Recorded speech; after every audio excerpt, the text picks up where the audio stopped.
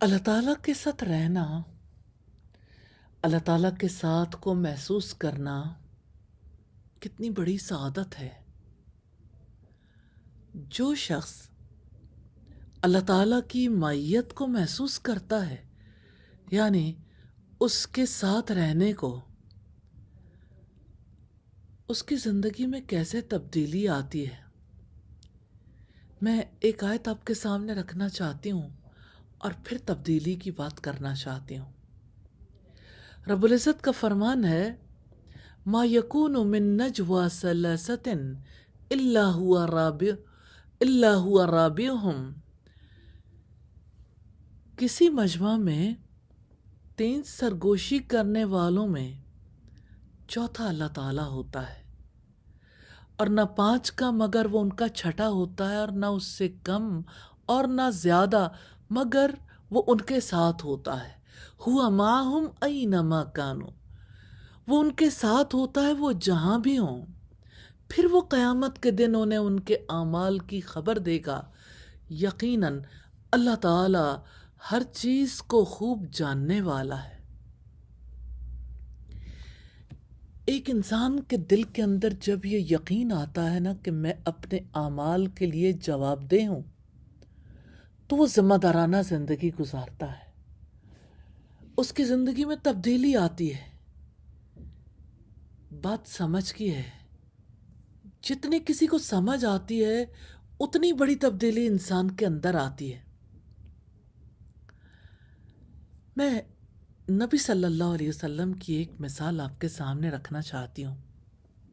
سیدنا ابو ہریرہ رضی اللہ تعالیٰ عنہ کہتے ہیں کہ ایک شخص اللہ کے رسول کے پاس آیا، اس نے آپ سے اپنے قرض کا تقاضا کیا، سخت کلامی کی۔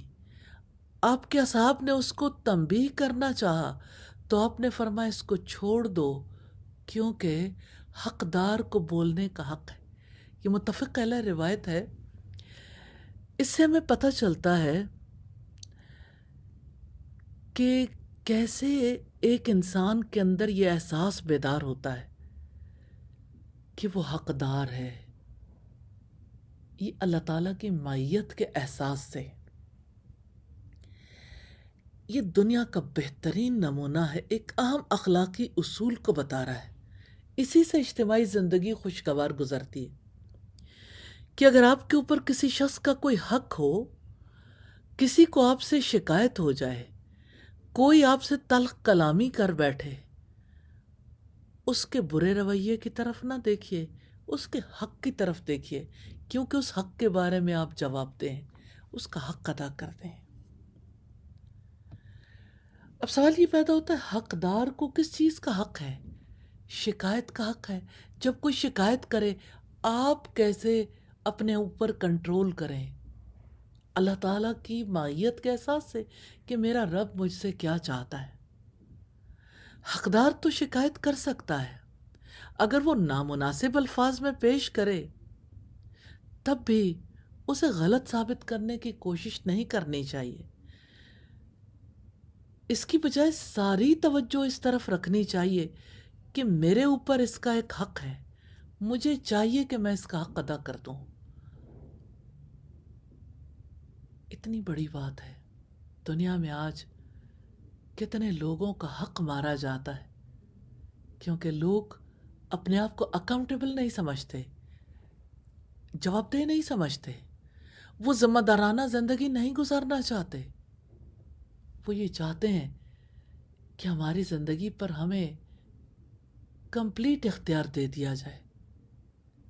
یہ جو انسان چاہتے ہیں نا، میری مرضی، میں اور میری مرضی، یہ دراصل اللہ تعالیٰ کے ساتھ سے محرومی کی وجہ سے انہیں سمجھ نہیں آئی کہ اللہ تعالیٰ کا ساتھ کیا حقیقت رکھتا ہے۔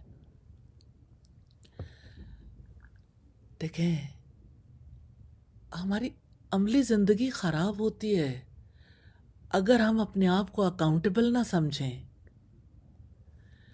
اور اکاؤنٹیبل کس کے سامنے؟ اپنے جیسے کے سامنے۔ اپنے جیسوں سے آزاد ہو جائیے۔ وَاعْبُدُوا اللَّهَ وَلَا تُشْرِكُوا بِهِ شَيْئًا، ایک اللہ کی عبادت کرو، اس کے ساتھ کسی کو شریک نہ کرو، حتیٰ کہ اپنی میں کو بھی نہیں۔ عام طور پر زندگی میں دیکھیے،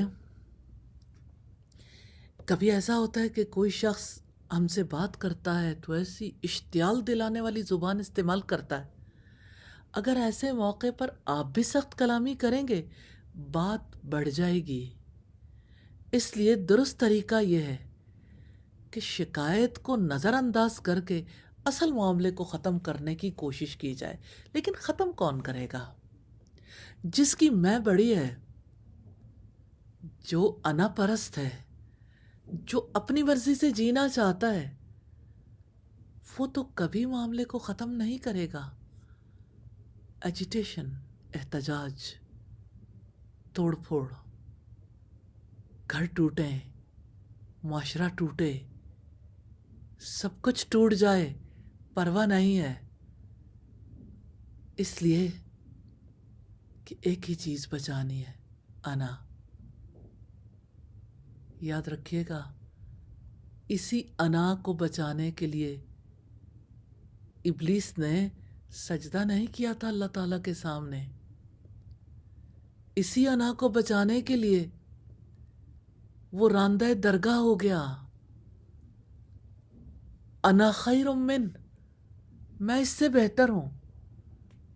یہ نعرہ تو ابلیس کا ہے، آسمانوں پہ لگایا تھا، اس سلوگن کے ساتھ وہ زمین پر آیا، اور آج بھی یہی سلوگن ہے۔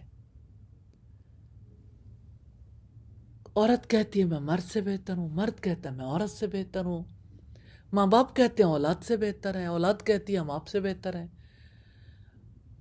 ہر جگہ یہ جنگ جاری ہے، پیچھے دیکھیں تو وہی ابلیسیت ہے، اسی وجہ سے معاشرے میں انارکی پھیلتی ہے۔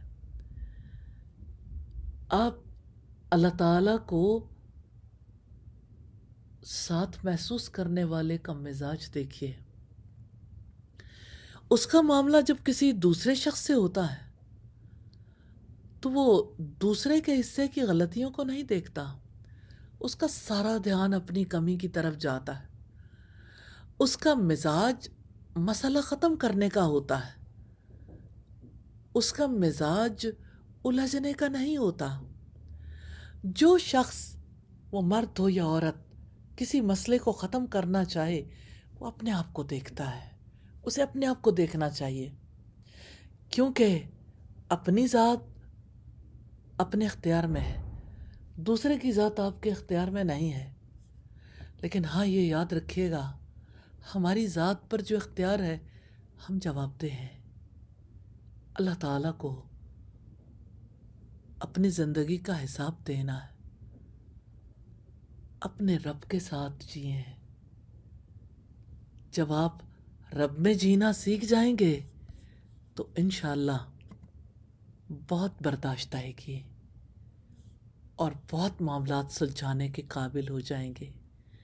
live with اللہ سبحانہ و تعالی۔